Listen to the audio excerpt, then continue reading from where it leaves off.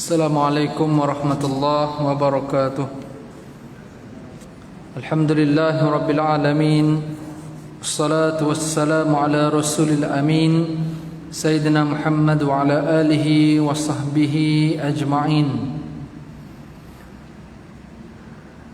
Rabbi shrah li sadri wa yassir li amri wahlul 'uqdatam min lisani yafqahu qawli. Subhanaka la ilma lana illa ma 'allamtana innaka antal alimul hakim.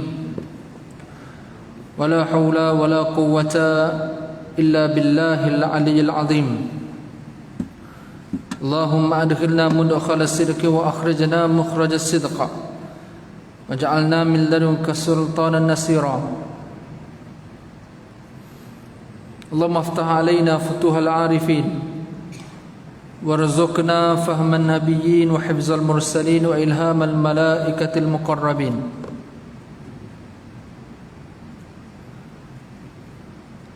Laqad qala Allah Ta'ala a'udzu billahi minasy syaithanir rajim. Laqad ja'akum rasulun min anfusikum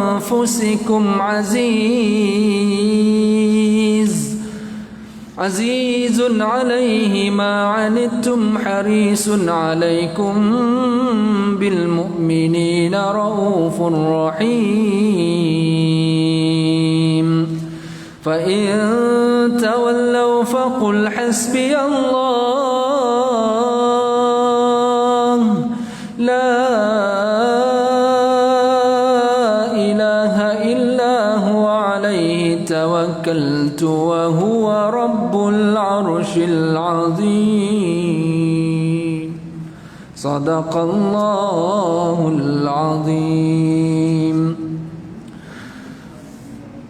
Telah datang kepada kamu seorang rasul di kalangan diri kamu sendiri, yaitu Nabi Muhammad sallallahu alaihi wasallam.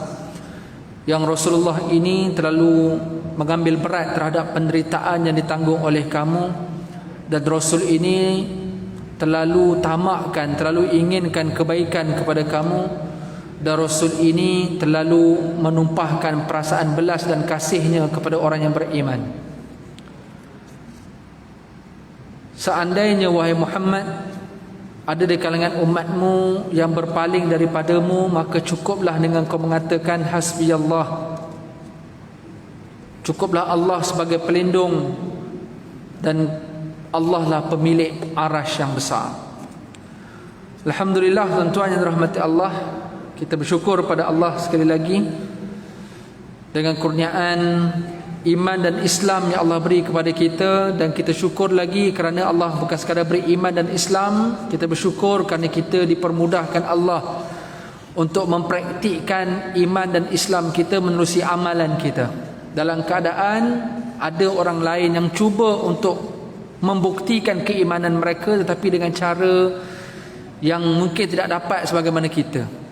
Ya, mereka cuba untuk juga solat tapi barangkali mungkin lewat, atau barangkali solatnya di rumah, atau barangkali yang sekarang sedang negara yang sedang bergolak, maka solatnya dalam penuh kepayahan. Ada yang sekarang ini mungkin masih lagi dalam traffic jam yang dia tak tahu bila dia akan solat maghrib. Atau ada orang yang mungkin tidak dapat menzahirkan iman dan Islam dia, tak dapat, sekadar pada nama semata-mata. Maka sebab itu kita bersyukur, bukan sekadar kita orang Islam, orang beriman, tapi kita boleh menzahir dan membuktikan keimanan dan keislaman kita. Bukan sekadar boleh solat, tapi solatnya awal waktu. Bukan sekadar awal waktu, solatnya di masjid. Bukan sekadar masjid, malah berjamaah. Maka ini syukur yang kita kena rasa banyak-banyak, dan kita perbanyakkan lagi amal-amal kita sebagai tanda kita bersyukur kepada Allah Subhanahu wa taala. Muslimin yang dirahmati Allah, malam ni kita sambung perbincangan kita menerusi kitab Syama'il Muhammadiyah yang sepatutnya dijadualkan pada setiap hari Selasa minggu yang kedua, tapi saya tak dapat hadir pada Selasa lepas kerana saya kena ke Sabah. Baru je balik petang tadi, dan kebetulan malam ni ada kosong, saya menggantikan kuliah pada malam ni, dan kita sambung perbincangan kita menerusi kitab Syama'il Muhammadiyah, insya-Allah, untuk mendekatkan kita kepada baginda Rasulullah sallallahu alaihi wasallam. Kita masih lagi dalam tajuk yang pertama, iaitu tentang fizikal Rasulullah sallallahu alaihi wasallam. ma jaa fi khalqi Rasulillah, iaitu tajuk tentang kejadian ataupun fizikal Rasulullah. Dia ada satu khalqi, yang kedua dipanggil khuluqi. Kalau khuluq tentang akhlak Nabi, itu nanti kita cerita nanti. Sekarang ni kita masih lagi dalam tajuk macam mana kita nak boleh kenal Nabi. Kan kalaulah kita rasa kita sudah beriman, kita sudah mengenali Rasulullah, ya, ialah kenal kita adalah kenal yang betul-betul objektif ataupun kenal yang sekadar kenal yang bersifat subjektif. Kalau objektif kita bagi tahu sahaja, okey, tolong describe tentang Rasulullah, saya bagi awak 3 minit, kita describe tentang Rasulullah secara objektif, satu. Ya, itu baru betul kita kata saya kenal Rasulullah. Berbanding sekadar semuanya surface, gitu, gini, pusing sana, pusing sini. Ya, cerita pasal Rasulullah juga, tapi dia bersifat surface mata-mata. Jadi kita berharap, kita cuba untuk mendekatkan diri kita dengan Rasulullah sallallahu alaihi wasallam, dengan kita cuba kenal Rasulullah. Dan Imam At-Tirmizi menghimpunkan hadis dan disusun tajuk yang pertama tentang kenal dulu fizikal Rasulullah sallallahu alaihi wasallam. Kita nak sambung pada hari ini, iaitu hadis yang seterusnya. Hadis ini panjang, ya, daripada Hasan bin Ali, iaitu cucu Rasulullah sallallahu alaihi wasallam. Kata Hasan bin Ali, saya baca terjemah dia lah, sebab hadisnya panjang betul yang ni. Dan hadis ini pada saya dalam tajuk yang pertama ni, hadis ini yang paling detail bila cerita pasal fizikal Rasulullah. Cucu Nabi itu Hasan bin Ali pernah bertanya. Dia bertanya kepada siapa? Kepada pakciknya, iaitu Hindun bin Abi Halah. Hindun bin Abi Halah ni iaitu anak tiri Rasulullah SAW. Anak tiri. Sebab Sayyidatina Khadijah sebelum kahwin dengan Rasulullah, Sayyidatina Khadijah dia pernah berkahwin dengan 2 orang lelaki. Kan dia ada 2 suami sebelum Rasulullah sallallahu alaihi wasallam. Satu Atiq bin Abid, yang kedua Abi Halah bin Malik. Atiq bin Abid, Abi Halah bin Malik. Ini 2 orang bekas suami Sayyidatina Khadijah sebelum berkahwin dengan Rasulullah SAW. Jadi suami yang kedua Sayyidatina Khadijah, iaitu Abi Halah bin Malik tadi, dia ada anak iaitu Hindun. Salah seorangnya Zainab, bukan Zainab isteri Rasulullah tu. Hindun ini adalah kira anak tiri Rasulullah SAW, dan dia merupakan pakcik lah, ya, kepada Hasan bin Ali. Jadi Hasan bin Ali bertanya kepada Hindun bin Abi Halah, sebab Hindun bin Abi Halah antara orang yang banyak mengetahui sifat Rasulullah sallallahu alaihi wasallam. Dan kata Hasan bin Ali, aku sangat berharap Hindun dapat menceritakan beberapa sifat Rasulullah kerana aku mahu mencontohi baginda. Maka Hindun pun mengisahkan tentang keadaan Rasulullah ini, sedikit pasal fizikal dan beberapa perkara pasal kehidupan Rasulullah. Kata Hindun bin Abi Halah, kan Rasulullah sallallahu alaihi wasallam fakhman mufakhaman yatala'u wajhuhu tala'lu al-qamar lailatul badri atwala min al-marbu' wa aksara min al-mushadzab azim al-hamah. Rasulullah ni adalah seorang yang fakhman mufakhaman. Dia personality Nabi ni, bila kita tengok je dia, first impression kita, bila kita tengok je kita akan rasa sesuatu. Dia punya kewibawaan dia tu, bukan sekadar pada wajahnya yang tampan, pada pakaiannya yang elok, walaupun bukanlah pakaian semestinya baru, tapi semuanya kemas. Cara berjalannya, riak wajahnya, tengok orang nampak tawaduknya. Kalau dengan pemimpin di kalangan orang-orang Quraisy, nampak dia punya keizzahannya sebagai seorang leader, pemimpin di kalangan orang Islam. Itu Rasulullah SAW. Kewibawaan dia, fakhman mufakhaman ni kita panggil credibility, keterampilan, kewibawaan. Yang tu ada dalam fakhman. Yatala'u wajhu yatala'al qamar lailatul badr. Cerahnya wajah Nabi, berserinya wajah Nabi ibarat rembulan yang bersinar pada bulan purnama lah, pada malam hari. Dan benda ni pun ialah, kalau bahasa klasik, kalau orang zaman dulu nak kata cantik, putih, cerah tapi tak menyakitkan mata, tengok bulan lah. Kalau tengok matahari sakit, tengok tu sakit, tak boleh tengok. Tapi kalau tengok bulan, tengok betul-betul tengok, kita akan rasa tenang sebenarnya tuan-tuan. Cuma kita sebab dalam hidup kita ada banyak benda lain yang kita nak tengok, maka sebab tu kita tak jarang tengok bulan. Sebab hidup kita disibukkan dengan macam-macam benda yang ada, yang benda tu boleh merosakkan mata kita, termasuklah saya, which is handphone, which is television, apa saja benda-benda artificial cahaya ni. Sedangkan kita ada cahaya yang betul-betul organik, yang betul-betul Tuhan jadikan dia secara tabi'i, satu cahaya yang bila tengok tu sebenarnya memberikan ketenteraman. Saya ada beberapa orang kawan di kalangan astronomers. Mereka ni memang kerja dia orang, memang kat rumah memang ada teleskop, dan kerja mereka ni memang tengok bintang. Tengok dalam Facebook mereka hari-hari memang upload pasal benda tu je. Saya pun fikir-fikir macam logik ada orang macam ni. Okey, hari ni jom tengok bulan sini, tengok sebelah kanan ada planet Zuhrah, tengok sebelah sini ada ni. Kerja mereka melihat langit, dan itu adalah satu passion yang pada mereka ada tu alam yang tersendiri bagi mereka yang kita tak mampu nak faham. Sama juga kalau kita dengar ayat awak ni indah bagi rembulan. Bagi kita yang tak appreciate bulan, kita tengok kita rasa biasa. Tapi bagi pada zaman itu, para sahabat kalau tengok bulan, tengok Rasulullah, tengok bulan indah sangat bulan, tengok Rasulullah lebih indah. Dan benda tu ialah bagi kita yang tidak mengenali bulan, tidak melihat keindahan bulan, kita tidak adalah passion tu. Kita tak ada jiwa lah bila cakap Rasulullah ni wajahnya berseri bagaikan rembulan yang bersinar pada malam hari. Kalau kita tidak menghargai bulan, kita akan rasa biasa je. Jadi ini appreciation yang dibuat oleh para sahabat yang sesuai pada zaman itu. Jadi kalau kita hari ni, apa impression kita nak kata, apa yang paling indah pada wajah yang ada pada hari ni? Kalau tuan-tuan boleh bayang, satu comparison, kalau sebut pasal handsome, sebut pasal putih, sebut pasal cantik, siapa yang kita boleh compare hari ni? Cuba cari satu nama dalam dunia yang kita rasa paling indah, paling cantik yang ada pada wajah manusia, tidak akan mampu menandingi keindahan berserinya wajah yang ada pada Rasulullah sallallahu alaihi wasallam. Dan berseri wajah pada Nabi ni tuan-tuan, tuan-tuan tengok pada ulama cukuplah. Dia tak mestinya tampan, berseri tak mestinya tampan, handsome, tak semestinya. Dan handsome pun bersifat subjektif. Ada orang tak suka warna gelap, ada orang suka putih, yang gelap suka gelap. Orang di Afrika tu tak suka kulit putih, dia suka yang kulit gelap. Pada kita yang putih tu handsome, tak. Tapi kalau ada pada Rasulullah SAW, akan mengalahkan semua ketampanan, semua kecantikan yang ada dekat dunia ni. Tapi kita ingatlah macam mana sekalipun Rasulullah tetap manusia.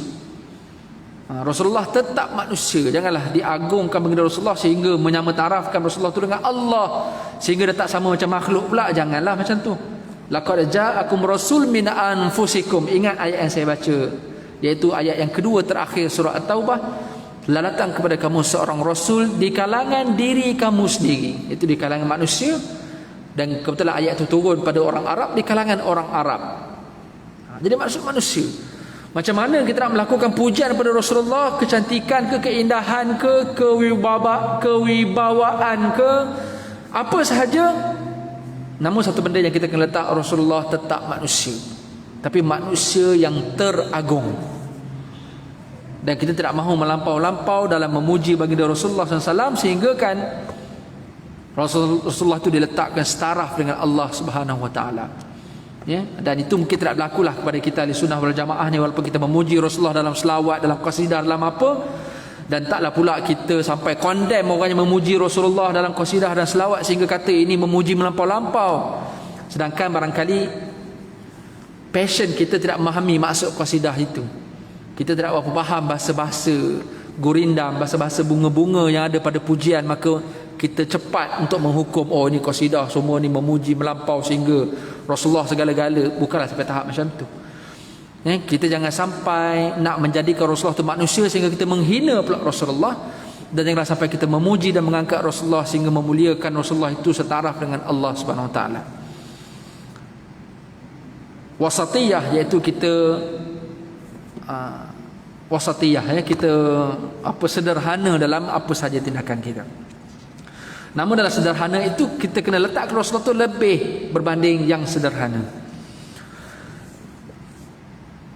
Atwala minal marbu', tinggi Rasulullah lebih tinggi daripada orang yang sederhana. Wa aksara minal musyazzab, dan lebih rendah daripada orang yang tinggi. Azim al-hamah, dan kepalanya besar, tengkoraknya lah maknanya.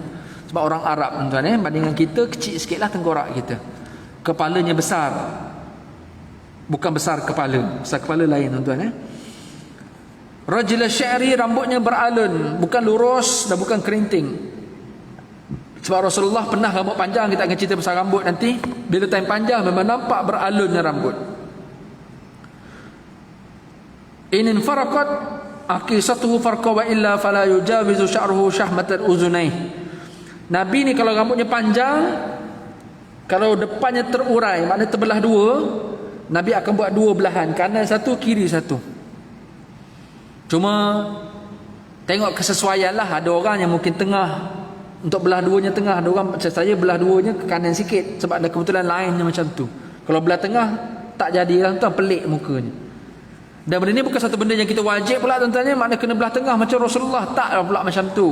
Cuma nak katanya Rasulullah ni farqur ra'si, Rasulullah ni merapikan rambut dengan cara membelahnya. Sebab sifat rambut ni dia memang ada satu ke kanan, satu ke kiri. Cuma belah mana yang lebih banyak. Jadi dan tak adalah pula isu. Sebab isu belah rambut ni, benda ni dibuat tradisi daripada zaman Nabi Ibrahim alaihissalam.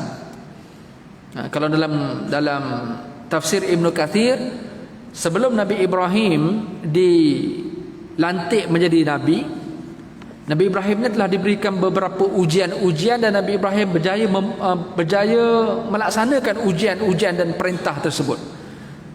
Disebut dalam surah Al-Baqarah, wa idh ibtala Ibrahim rabbuhu bikalimatin fa'atammahun. Apabila kami uji, kami berikan beberapa perintah-perintah arahan kepada Nabi Ibrahim, dan Nabi Ibrahim berjaya menyempurnakan semua perintah tersebut. Qala inni ja'iluka lin-nasi imama. Lepas tu baru Allah kata, wahai Ibrahim, aku nak jadikan kamu sebagai pemimpin di kalangan manusia, itu di kalangan para nabi. Jadi sebelum itu Nabi Ibrahim diperintahkan. So antara perintah Nabi Ibrahim yang diberikan oleh Allah, dan perintah itu diteruskan oleh baginda Rasulullah sallallahu alaihi wasallam, disebut dalam tafsir Ibn Kathir, ada 5 kawasan kepala, ada 5 kawasan badan, dipanggil asyarah khisal, iaitu 10 pengurusan kendiri. 10 pengurusan diri yang kena buat zaman Nabi Ibrahim sampailah pada zaman Nabi Muhammad. Cuma zaman Nabi Ibrahim disebut dalam tafsir adalah kewajipan. Zaman Nabi Muhammad SAW adalah benda yang digalakkan. Ada beza sikit. 5 kawasan kepala dan 5 kawasan badan. Antaranya apa yang Nabi Ibrahim buat? Farqur ra'si, iaitu merapikan rambut dengan cara belah rambut.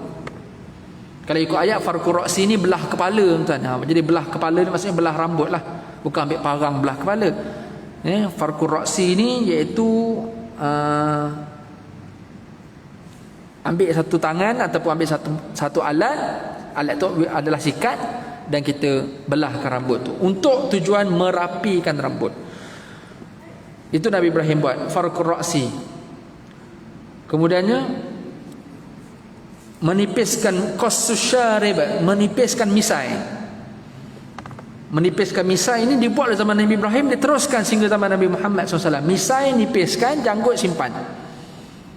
Tapi taklah pula haram kalau tebal misai, bawah tak ada, taklah pula haram. Cuma dia mukhalifus sunnah, dia menyalahi sunnah, dan ulama menghukumkan, setengah ulama menghukumkan ianya makruh, iaitu apabila kita menyalahi sunnah Rasulullah maka dia dikira makruh, dan tidaklah pula berdosa, dan taklah pula salah untuk nak menyimpan misai. Bawah tak ada, sebab ada orang dia dah terbiasa zaman ada servis apa semua dulu, memang dia misai tebal, bawah tak ada. Jadi dan benda itu tidaklah satu isu yang besar. Cumanya dah kalaulah nak juga simpan misai, maka kena ikutlah pula sunnah Rasulullah itu, iaitu dirapikan misai itu supaya jangan dia melepasi kawasan mulut. Sebab misai ini fungsinya adalah untuk menapis kotoran, bukan sekadar nak bagi nampak cantik, tapi untuk menapis kotoran. Kalaulah misai terlalu tebal, maka kotoran banyak terhimpun pada kawasan itu, maka dia tidak bagus pula untuk kesihatan. Tambah pula kalau makan minum sehingga kena misai-misai yang kotor tadi itu, maka lagilah benda yang tak elok masuk ke dalam mulut. Bernafas dengan filter yang terlalu banyak dan tidak pula diurus filter itu, tidak ada servis filter itu, maka secara logiknya maka tidak elok untuk pernafasan. Jadi sebab itu qassus syarib, nipiskan misai. Itu yang Nabi Ibrahim buat sehinggalah Nabi Muhammad SAW. Lagi apa lagi kawasan muka?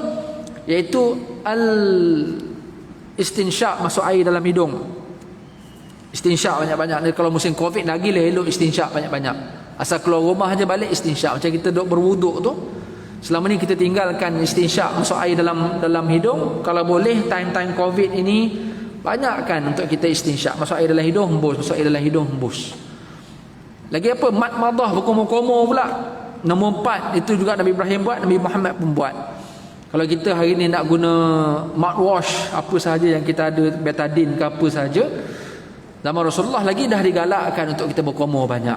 Jadi nak ambil wuduk pun berkumur, di rumah pun berkumur, dan ini dibuat oleh Nabi Ibrahim sehinggalah pada Nabi Muhammad SAW. Apa lagi? Satu lagi kawasan muka, iaitu apa ke satu lagi belah rambut, mana berapikan rambut, kemudiannya nipiskan misai, istinsyak, madmadah, kumur soal hidung. Satu lagi nombor 5 bersugi, as-siwak, berus gigi. Ada 5 perkara Nabi Ibrahim buat sehinggalah zaman Nabi Muhammad. Kemudiannya 5 dekat kawasan badan dibuat oleh Nabi Ibrahim, iaitu natful ibti, cabut bulu ketiak. Cabut bulu ketiak juga memang benda yang dipanggil asyarah khisal, pengurusan kendiri yang kita kena buat. Sebab ada orang dia biar bulu ketiak dia banyak. Yang lagi teruk lagi orang perempuan. Ada orang perempuan macam tu Kalau lelaki tu munasabah lah. Nah, perempuan memang tak munasabah langsung. Tapi ada budaya orang perempuan, ada setengah negeri dan tempat yang memang disimpan bulu ketiak. Dan benda tu sangat tak logik lah. Sebab bulu ketiak ni bukan untuk disimpan. Dia nampak yang kita ni pengotor, nampak kita ni tidak berkemas, tidak pembersih. Dan bulu ketiak tu perlu dicabut. Kalau zaman moden hari ni, cabut guna epilator. Epilator ni dia mudah, dia bukannya shaver, dia epilator. Bila epilator ni dia cabut dan dia lambat tumbuh. Kalau shave, dia boleh menghitamkan atau dia mungkin boleh mempercepatkan tumbuh. Jadi sebab tambah pula shaver-shaver yang ada hari ni, saya ada bahan lagi dekat shaver tu yang untuk mempercepatkan tumbuh. Jadi elok cabut. Sebab tu dalam Islam ajar natful ibti, cabut bulu ketiak. Ini dibuat oleh Nabi Ibrahim, oleh Nabi Muhammad SAW. Lagi apa yang dibuat? Taqlimul azafir, potong kuku, at least minggu sekali. Lagi hulukul anah, cukur bulu kemaluan. Yang tang ni cukur, jangan cabut. Cukur bulu kemaluan ni pun buat juga. Sebab ada orang dia dah malah fikir dah benda tu. Yang penting semayang, ibadat kerja, semayang, ibadat kerja, dia dah kepala pun dah tak tengok bawah dah. Konon-konon nak jaga mata dia, tak boleh tuan, kena tengok. Jangan cuma tengok bila last. Lagi apa? Iaitu al-khitan. Al-khitan iaitu potong kulit yang ada pada hujung kemaluan, al-khashafah itu wajib bagi lelaki, sunat bagi perempuan. Dan satu lagi iaitu ghuslul baul bil ma', iaitu cuci bila kita kencing ataupun kita buang air besar ke, kita basuh guna air. Dan benda ni dibuat oleh daripada dulu sampailah sekarang. Muslimin dirahmati Allah sekalian. Jadi Nabi ni dia kalau rambutnya panjang, time panjang, belah depan Nabi akan belah dua. Kalau Nabi tak belah dua, Nabi akan biar dia panjang sampai ke separuh telinga. Syahmatu uzunai iza huwa wafrah, ni dia panggil wafrah. Kalau tuan tengok orang zaman-zaman dulu, tak tahulah sampai saya pernah tengok kumpulan apa jenis yang dulu-dulu ni. Kalau orang putih tu kumpulan The Beatles daripada Liverpool, UK tu, rambut dia panjang sampai situ. Orang dulu kan macam tu, kalau panjang rambut dia akan sampai tutup telinga separuh. Itu juga ada pada Rasulullah SAW kalau time rambutnya panjang. Azharul laun, warna kulit Nabi putih kemerah-merahan, tak putih sangat dan tak gelap. Wasi'ul jabin, dahinya luas. Azhal hawajib sawabi wa min ghairi qaran, alis kening, macam cakap kening mata ni melengkung bagaikan dua busur anak panah yang terpisah. Anak panah kan melengkung, jadi mana dia terpisah, dia taklah melengkung sampai bersambung tengah-tengah, tak, dia terpisah tengah-tengah, tapi dia melengkung, hampir-hampir bertembung dekat tengah. Kemudian lagi bainahuma irkun yudirruhu ghadabun, di antara tengah-tengah kening Nabi ni ada urat yang timbul, yang nampak terutamanya ketika Nabi marah. Marah Nabi bukanlah sampai Nabi pergi belasah orang, marah Nabi bukanlah sampai Nabi malukan orang, Nabi tengking-tengking, tak. Tapi nak kata Nabi juga ada marah. Tapi anger management, bagaimana Nabi menguruskan kemarahan itu. Tapi nak tahu Nabi marah tak marah, kalau setengah orang diam. Diam tengah marah tu. Kalau Nabi, sahabat akan nampak. Samping diam akan keluar, timbul urat. Kalau Nabi kira stres lah tu. Keluar tengah-tengah ni urat. Kemudiannya lagi, aknal airnain lahu nurun ya'luhu yahsibuhu man yata'ammaluhu ashamma kathal lahyah sahlal khaddain dali'al fam ashnaba muflaj al asnan daqiq al masrubah ka'annahu unuqahu jidun dumyatin fi sifa'il fiddah. Hidung Nabi mancung. Hujung hidung tu ada cahaya yang memancar sehingga orang yang tidak melihatnya betul-betul akan menyangka hidung Nabi lebih mancung daripada yang sebenarnya. Kalau kita baca ni tuan-tuan, macam kita complicated pula. Ada cahaya yang keluar. Jangan tuan bayang nampak ada cahaya tu.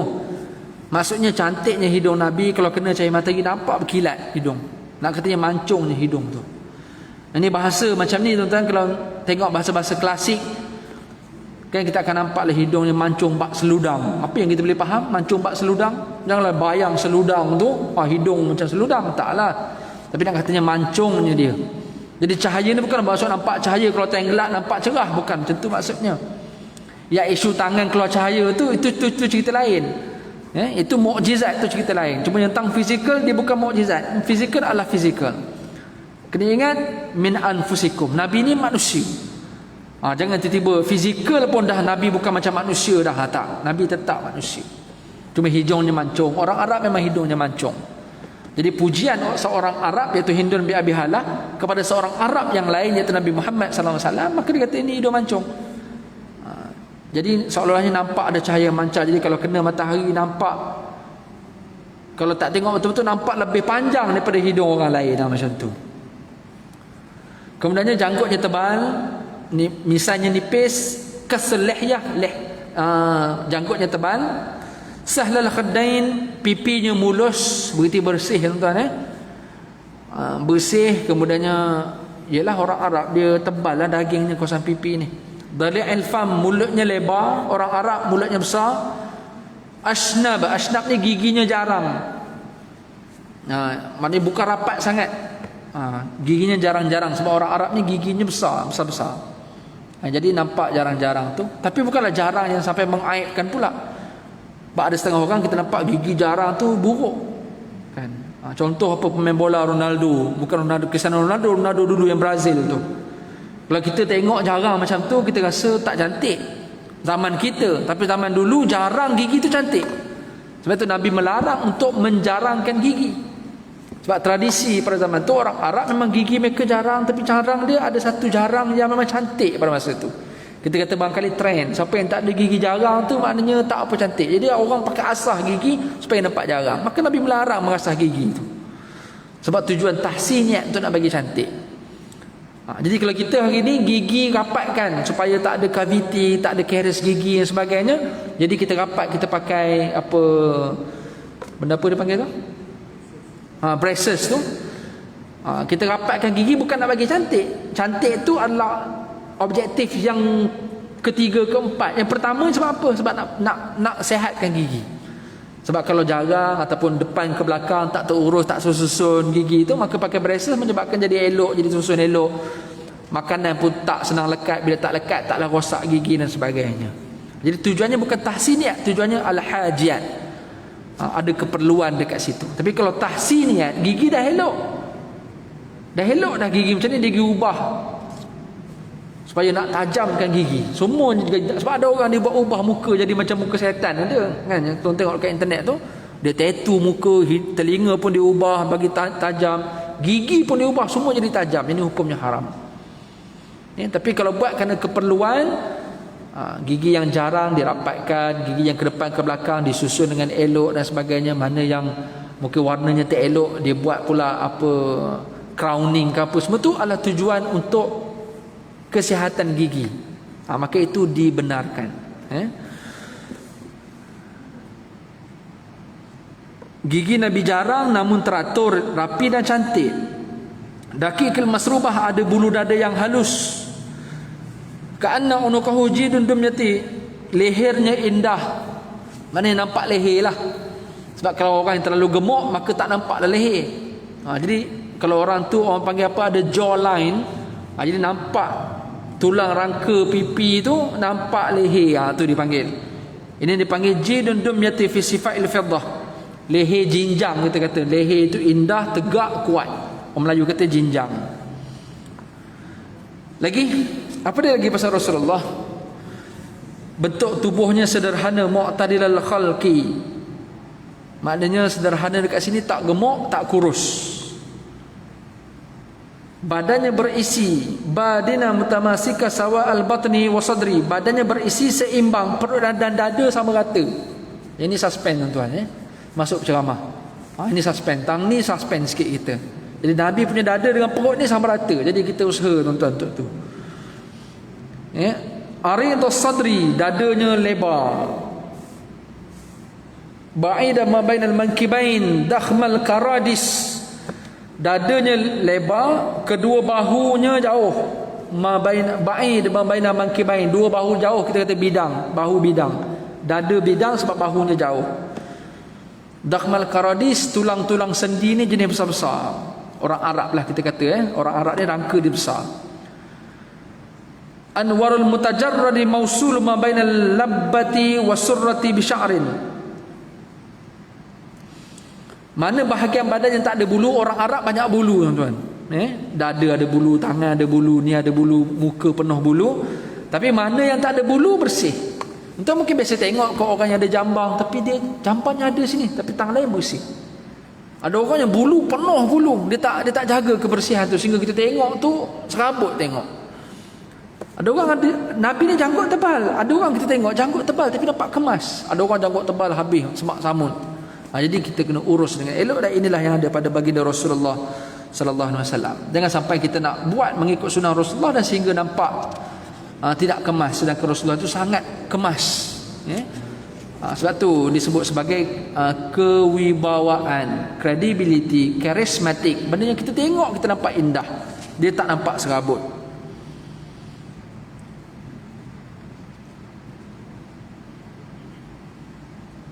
Jadi apa lagi kata Hindun bin Habialah ni detail tuan-tuan ni. Hindun ni bila anak tiri, bila anak duduk dengan bapak, dia tahulah luar dalam tahu. Tapi taklah sampai tahu kat kemaluan, maknanya kawasan lain yang bukan aurat. Apa lagi kata Hindun bin Habialah? Yajri kal khutti ariya sajyain wal batni mimma siwa dhalika ash'urul dhira'aini wal mankibain wa a'ali sadri. Dari pangkal leher ni, start leher ni, maknanya kawasan atas dada ni, permulaan leher sampailah ke pusat, ada bulu yang tumbuh macam garisan. Dhu masrubah dipanggil. Yajri kal khatti, ada bulu elok panjang macam tu. Siapa yang ada bulu dada, dia akan ada lah benda tu biasanya. Nampak ada bulu sampailah ke pusat, sikit-sikit bulu tu. Kemudiannya kedua puting Rasulullah, ariya sadjain, puting susu Nabi bersih, perut Nabi pun bersih. Mana eloklah, sampai macam tu sekali Hindun describe tentang Rasulullah SAW. Ash'ura zira'ain, kedua bahu dan dada Nabi ada bulu yang halus. Taklah serabut sangat bulunya, tapi nampak kemas yang ada pada bulu dada Rasulullah. Tawilul zandain, kedua-dua ruas tulang tangan Nabi panjang. Orang Arab lah kita kata ni, orang Arab memang jari-jari pun panjang besar. Ruhbar rahah, telapak kaki pun lebar. Syasnal kafain wal qadamain, tapak tangan dengan tapak kaki ni kita rasa tebal. Orang Arab memang bila pegang kita rasa dagingnya tebal, jarinya panjang-panjang. Sa'il al-atraf khumsan al-akhmasain masih al-qadamain yambu anhumal ma'. Lekuk bawah, kalau tapak kaki Nabi ni, Nabi ada lekuk macam kita, macam orang lah. Dia ada apa, low arch, high arch, apa benda tu bawah-bawah tapak kaki tu. So Nabi jenis yang ada lekuk. Mungkin tak tahulah low ke high, wallahu a'lam. Tapi kalau high arch bahayalah pula nak. Mungkin normal arch lah, tapi ada lekuk juga tengah-tengah tu, tidak menyentuh tanah, dan kedua kakinya halus sehingga air tidak melekat di kulit kakinya. So Nabi ni macam biasa kita semua kaki tapak dia mesti ada satu lekuk dekat bawah tu. Ada ruang kosong, mana boleh masuk jari lah, tengah-tengah tu boleh masuk jari. Cuma banyak atau sikit. Kalau banyak sangat bahaya. Jadi tu orang sakit kaki, sakit pinggang semua tu sebab dia punya jenis tapak kaki tu. Apabila Rasulullah berjalan, iza zala qal'an yakhtu takafiyan wa yamshi haunan zari'al mishyati iza masya ka'annama yanhatu min sabab. Bila Nabi berjalan ni, berjalan dengan agresif, dengan penuh kesungguhan, lajulah senang kata. Dan Nabi melangkah dengan laju, dengan mantap, tapi tawaduk, bukanlah berjalan macam orang yang sombong pula. Nak katanya cergasnya Rasulullah ketika berjalan, seolah-olah Nabi itu sedang turun, pergerakan Nabi itu punya laju dan tawaduk dibayangkan oleh Hindun bin Abi Halah seolah-olah sedang turun daripada tempat tinggi ke lembah yang rendah. Maksudnya jalan laju, sebab orang turun bukit ni jalan laju sebab tarikan graviti tu. Keduanya dia menunduk ke bawah. Jadi walaupun jalan laju, Nabi tak mendongak, mendada macam tu. Nabi akan tunduk jalan macam turun bukit. Wa izal tafata iltafata jami'a. Nabi kalau ada orang panggil, Nabi akan membalikkan kedua-dua bahunya serentak. Ya Muhammad, Nabi tak paling muka, Nabi akan paling dengan bahu sekali. Maknanya badan direct, wajah direct dengan Rasulullah, dan juga orang yang hendak berbicara dengan Rasulullah. Nazaruhu ilal ardi atwalu min nazarihi ila sama. Pandangan mata Nabi terarah ke bawah lebih banyak daripada memandang ke atas. Mana tak ada tengok melia macam tu, tak ada. Nabi banyak ke bawah macam tu lah. Tuan tengoklah tok guru, syekh-syekh, jenis macam tu. Dia senang kita tengok ulama sudah. Al ulama warasatul anbiya. Ulama-ulama, tok guru ni dia pewaris Nabi. Jadi kalau nak tengok Nabi macam mana pandangan mata, tengok pada ulama-ulama, tengok tok guru yang ada. Jadi kita akan nampak adakah mata melia macam tu, tak ada. Banyak bawah, orang panggil angkat, tak turun bawah.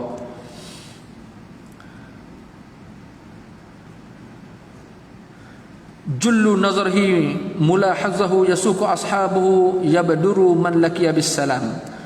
Apabila ada sahabat berjalan, Rasulullah akan berjalan di belakangnya. Tak ada pula Nabi nak potong orang berjalan. Ini pun kita kena tengok. Walaupun Nabi tu Nabi, bebas tu nak potong orang. Jadi kita kalau nak potong sekalipun mungkin dengan adab lah. Ada orang dia tunduk sikit, ada orang tegur orang lain dan sebagainya. Maka sebab tu kalau bertemu dengan orang lain, ya berduru man laqiya bis salam, Nabi ni akan terlebih dahulu memberi salam. Bukan orang beri salam Nabi, Nabi akan beri salam kepada orang. Ini cerita Hindun bin Abi Halah, panjang cerita Hindun bin Abi Halah. Dan kalau nak banyak-banyak riwayat, dialah yang paling panjang dan antara orang yang paling banyak menceritakan tentang sifat ataupun tentang fizikal kejadian Rasulullah sallallahu alaihi wasallam, kerana berkebetulan beliau adalah anak tiri Rasulullah sallallahu alaihi wasallam. Hadis yang lain daripada Jabir bin Samurah. Rasulullah adalah orang yang mempunyai mulut yang lebar, mata lebal dan bertumit nipis. Kata Syu'bah, aku bertanya kepada Simak, apakah yang dimaksudkan dengan mulut yang lebar? Beliau menjawab, bentuk mulutnya besar, iaitu seimbang dengan wajahnya. Kalau tengkorak kecil, mulut besar, pelik. Tapi oleh kerana Nabi ni kepalanya pun tulangnya besar, kan, kepalanya besar, maka mulutnya besar sesuai dengan bentuk kepala tadi tu. Kita panggil apa kalau tengkorak kepala ni, apa bahasa saintifiknya? Skeleton kalau semua. Apa istilah tulang kepala tu, jadi tulang kepala Nabi tu besar, jadi mulut Nabi tu sesuai dengan kawasan kepala Rasulullah. Mana cantiklah jadinya. Jadi apa pula yang dimaksudkan dengan bermata lebar? Kata Syu'bah, ditanya kepada Simak, maka Simak menjawab, bermata lebar ni maksudnya belahan matanya panjang. Ialah bagi orang Arab, orang kita kata mata galak, kan, besar matanya. Orang Arab mata besar. Kalau belah utara, Cina semua matanya kecil, makin lama makin kecil. Kita tengah-tengah lah kot, sebab dah campur habis Arab, Thailand apa semua. Jadi kita mungkin campur tengah-tengah lah.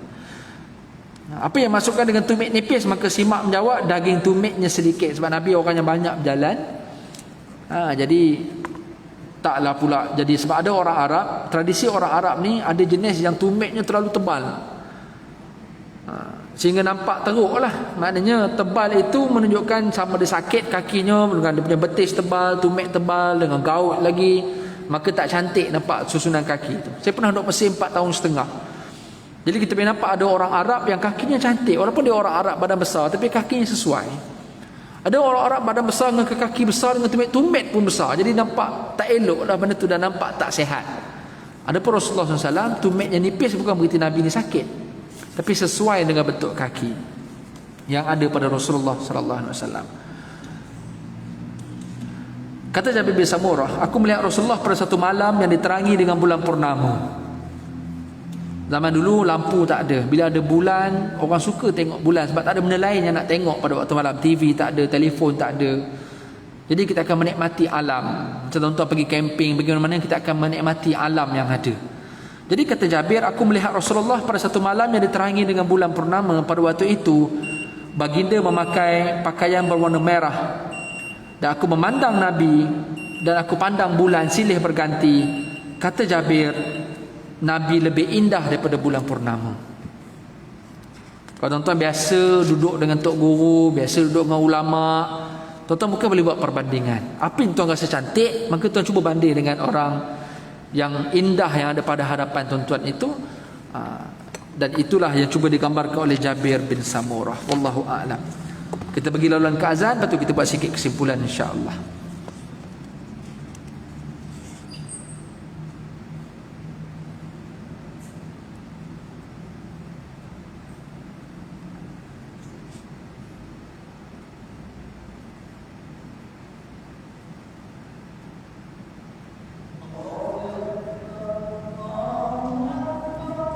Allahu Akbar, Allahu Akbar.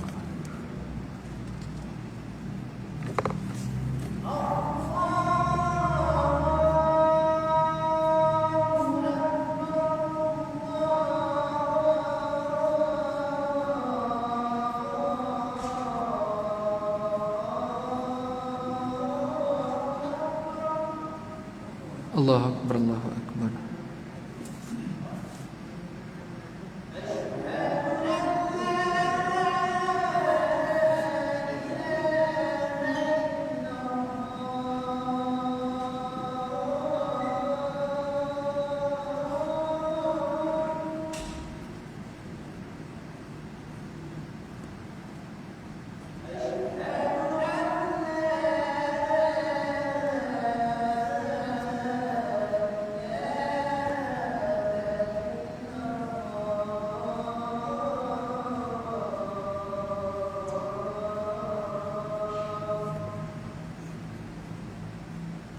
La ilaha illallah.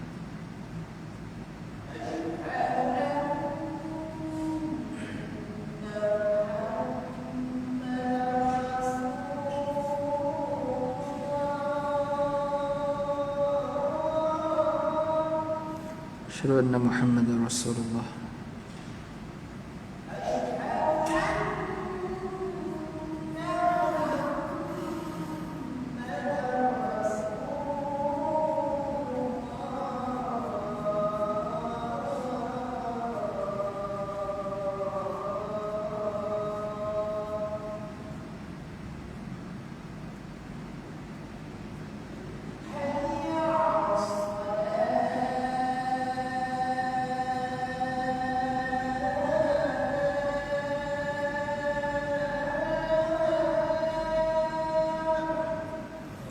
La haula wala quwwata illa billah.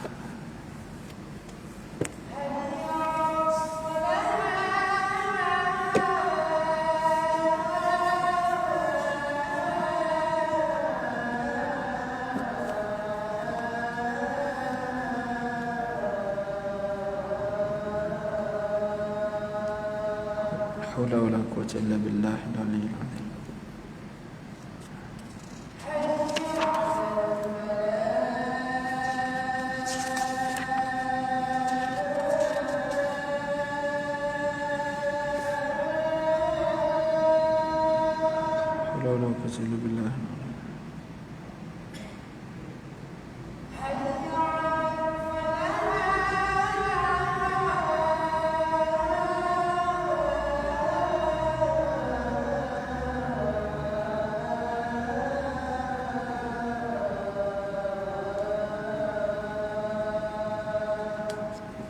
La ilaha illallah.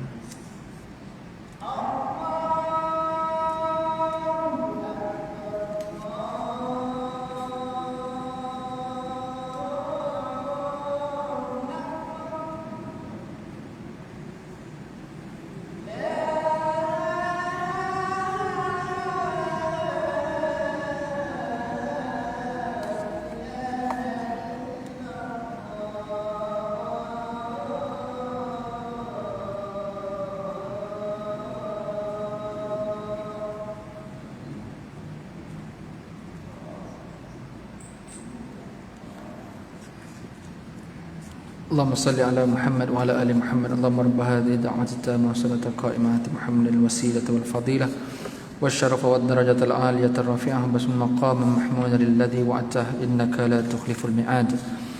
قال رسول الله صلى الله عليه وسلم dalam hadis riwayat Muslim, "Idza sami'tumul muazzin faqulu misla ma yaqul, thumma sallu alayya fa innahu man shalla alayya salatan sallallahu biha asyara, thumma sallallahu lil wasilah fa innaha manzilatan fil jannah la tanbaghi illa li 'abdin min 'ibadillah wa arju an akuna ana huwa fa man sa'ala lil wasilah halat lahu syafa'ah." Atau kama qala Rasulullah, apabila kamu mendengar muazzin melaungkan azan, kata Nabi, maka ucapkanlah sebagaimana yang diucapkan oleh muazzin. Jawab salam, jawab azan itu.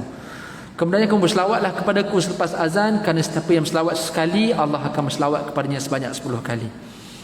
Maka lepas itu berdoalah kepada Allah terhadapku, doakan aku supaya aku mendapat wasilah, kerana dia merupakan satu tempat yang disediakan oleh Allah dalam syurga untuk hamba-Nya, dan aku berharap akulah hamba itu yang mendapat wasilah tadi. Dan barang siapa yang memohon kepadaku wasilah, layaklah baginya untuk mendapat syafaatku pada hari kiamat. Selawat dan doa wasilah selepas azan jangan tinggal. Kalau tak jawab azan sekalipun, jangan lupa untuk jawab azan, jangan lupa selawat lepas azan dan juga doa wasilah. Benda ini tak akan berlaku melainkan orang yang diberi peluang untuk mendengar azan sahaja. Jadi beruntunglah orang yang duduk masjid, beruntunglah orang yang rumah keliling masjid, beruntunglah orang yang ada azan, reminder alarm azan dekat handphone, dekat komputer. Beruntunglah orang yang ada jam dinding, ada bunyi azan. Seorang macam ni dia ada peluang untuk nak berdoa lepas azan. Sebab mustahil dia boleh berdoa lepas azan pukul 10, mustahil. Kalau lepas azan pun kadang-kadang tak teringat nak berdoa. Jadi beruntunglah sesiapa yang dengar azan, guna peluang lepas azan untuk selawat kepada Nabi dan juga mendoakan wasilah kepada Nabi sallallahu alaihi wasallam. Izinkan saya tuan-tuan, dalam 2-3 hadis lagi, ini hadis pendek-pendek aja. So, kita nak habiskan tajuk fizikal Rasulullah. 2-3 hadis je. Hadis yang seterusnya daripada Abu Ishaq. Seorang lelaki bertanya kepada Bara' bin Azib, adakah wajah Rasulullah seperti pedang? Bila sebut seperti pedang ni ada dua maksud. Satu, adakah pedang ni kan dia bentuk panjang, jadi muka Nabi ni panjang ke? Yang kedua, bila sebut pedang, cahayanya terang. Tambah pula kalau kena cahaya matahari, dia berkilat. Jadi dua maksud dekat sini. Adakah wajah Nabi panjang atau berkilat, tengok tu bersinar wajah Nabi? Kata Bara' bin Azib, tidak. Bahkan wajah Nabi mislal qamar, seperti bulan purnama, seperti rembulan. Maknanya menafikan dua-dua soalan tadi. Maknanya muka tak panjang dan muka tak bersinar macam pedang sehingga tengok sakit mata, tak. Tapi kalau bulan, kita tengok tu, kita cerah tapi tak menyakitkan mata, berbanding cerahnya yang ada pada pedang yang bersinar. Hadis yang lain daripada Abu Hurairah, Rasulullah ni berkulit putih, seolah-olah terbentuk daripada perak. Putih lah, senang kata perak tu warna putih. Dan rambut Nabi ikal beralun, rajulus syi'ri, ikal mayang kita kata. Kata Jabir bin Abdullah pula hadis yang lain, Rasulullah pernah bersabda, hadis ni penting tuan-tuan, "Urida alayya al-anbiya fa iza Musa darbu minar rijal ka'annahu min rijalin shanu'ah wa ra'aitu Isa ibn Maryam fa iza aqrabu man ra'aituhu min shabbaha Urwah bin Mas'ud wa ra'aitu Ibrahim fa iza aqrabu man ra'aituhu bihi shabahan bi sahibikum ya'ni nafsah wa ra'aitu Jibril fa iza aqrabu man ra'aituhu bihi shabahan Dihyah." Kata Nabi SAW, hadis riwayat Jabir bin Abdullah, Nabi dia kata apa? Aku sudah diperlihatkan para Nabi. Aku pernah tengok Nabi-Nabi dalam peristiwa Isra Mi'raj.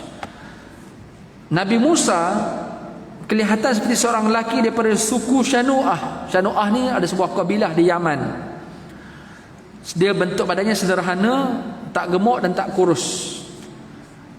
Tengok orang Yaman, tengok orang Mesir, Yaman, Mesir besar, Yaman dia kecil sikit.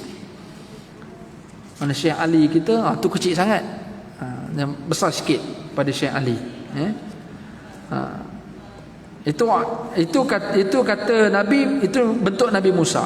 Aku melihat Isa ibn Maryam, ternyata orang yang paling mirip dengan Isa ibn Maryam adalah Urwah bin Mas'ud, seorang sahabat Nabi lah, bernama Urwah. Jadi kalau tengok Nabi Isa, kalau tengok Urwah tu lebih kurang macam Urwah tu. Aku juga pernah melihat Ibrahim, iaitu Nabi Ibrahim.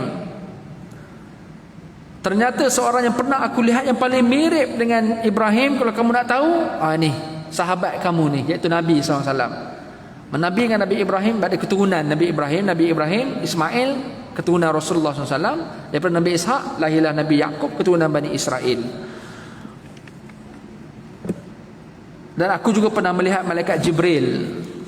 Dan yang paling hampir nak tengok malaikat Jibril, kalau dia berupa dengan manusia, maka kamu tengoklah kepada Dihyah. Itu seorang sahabat yang bernama Dihyatul Kalb. Daripada Dihyah Ibnu Al-Khalifu Al-Kalb. Dia sahabat Nabi yang menyertai jihad selepas perang Badar. Dan dia adalah orang yang sangat tampan, cantik sangat. Orang perempuan suka, orang lelaki pun suka tengok dia. Jadi kalau Jibril berjumpa dengan Rasulullah, kalau bentuk rupa paras yang asal ketika peristiwa Gua Hira, ketika Isra' Mi'raj, itu rupa paras yang asal. Tapi kalau datang time-time biasa-biasa ni, yang jadi manusia ni, dia akan jadi macam Dihyah. Macam kita tengok hadis Jibril, hadis kedua Mata Arba'in, yang seorang lelaki yang tampan, rambut hitam, pakaiannya serba putih, tidak ada kesan musafir, bertanya tentang Islam, iman, ihsan, tanya pasal tanda kiamat, bila berlaku kiamat. Itu dia berupa manusia. Dan tampannya Jibril kalau berupa manusia sebagaimana tampannya Dihyah.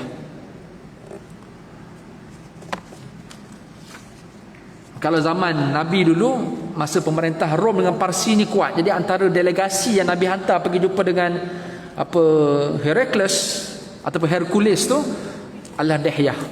Ya, Dihyah ni antara sahabat Nabi yang Nabi hantar. Dan dia tampanlah, sebab orang Rom ni dia tampan-tampan tuan, jadi hantar sahabat yang ada karisma macam tu. Kata Sa'id Al-Jurairi, dua hadis yang terakhir tuan, aku pernah melihat Rasulullah dan tidak ada seorang pun yang masih hidup di muka bumi ini yang pernah melihat selain daripada aku. Dan Sa'id Jurairi berkata, jelaskan sifatnya kepadaku. Abu Tufail menjawab, baginda putih, tampan dan sederhana.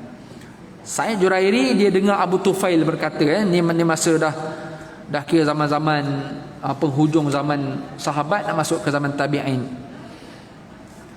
Ibnu Abbas pula berkata, kana Rasulullah SAW aflajat thaniyatain idza takallama ru'ya kan-nur yakhruju min baina sanayah. Nabi ni ada jarak yang kecil pada hadapan gigi Nabi ni, ada jarak-jarak, ada ruang-ruang kecil tapi taklah luas sangat. Kalau Nabi berbicara, kelihatan seolah-olah ada cahaya yang memancar keluar di antara celah-celah gigi hadapan Nabi sallallahu alaihi wasallam. Sekali lagi tuan-tuan, kita bukan memuji Nabi sehingga kita menafikan Nabi itu manusia.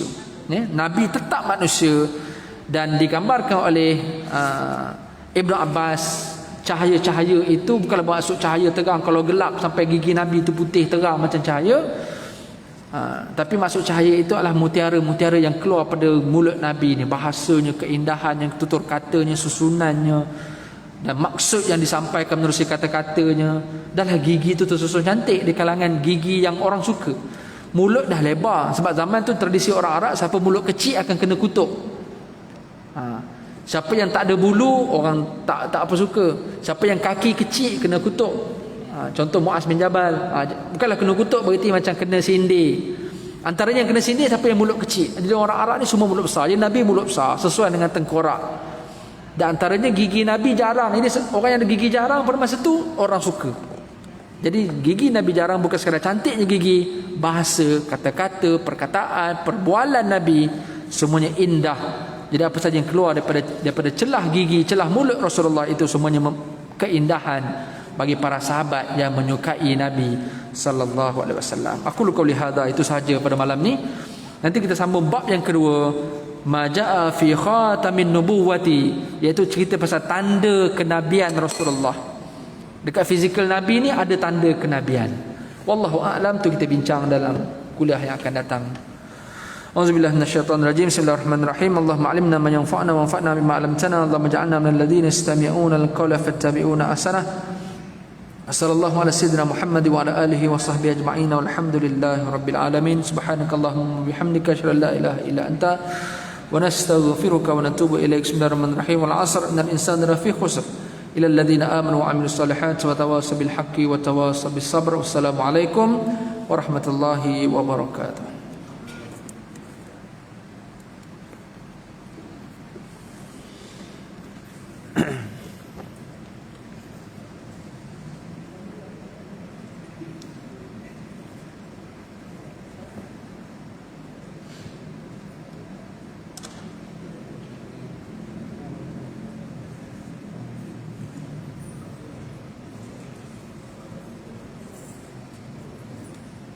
الله أكبر الله أكبر أشهد أن لا إله إلا الله أشهد أن محمد رسول الله حي على الصلاة حي على